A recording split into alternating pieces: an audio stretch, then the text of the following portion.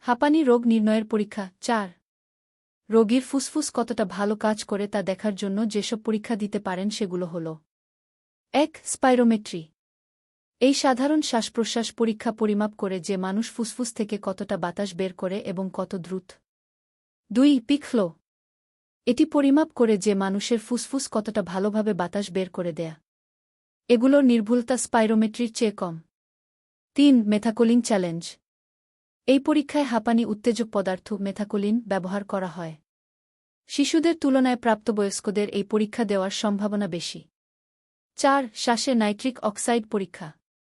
এই পরীক্ষা রোগীকে একটি মেশিনের সাথে সংযুক্ত একটি টিউবে শ্বাস নিতে হয় যা রোগীর শ্বাসে নাইট্রিক অক্সাইডের পরিমাণ পরিমাপ করে ৫ বুকের এক্স-রে এটি হাঁপানি পরীক্ষা নয়, তবে ডাক্তার এটি ব্যবহার করে নিশ্চিত হতে পারে যে অন্য কিছু রোগীর লক্ষণের কারণ হচ্ছে কিনা ৬ সিটি স্ক্যান রোগীর ফুসফুস এবং সাইনাসের একটি স্ক্যান শারীরিক সমস্যা বা রোগ যেমন সংক্রমণ শনাক্ত করতে পারে যা শ্বাসকষ্টের কারণ হতে পারে ৭ অ্যালার্জি পরীক্ষা এটি রক্ত বা ত্বকের পরীক্ষা এর মাধ্যমে রোগীর কোনো বিষয়ে অ্যালার্জি আছে তা জানা যায় ৮ স্পুটাম ইওসিনোফিলস এই পরীক্ষাটি লালা এবং শ্লেষ্মার মিশ্রণে উচ্চ মাত্রার শ্বেত রক্তকণিকা খুঁজে বের করে যা রোগীর কাশির সময় বের হয়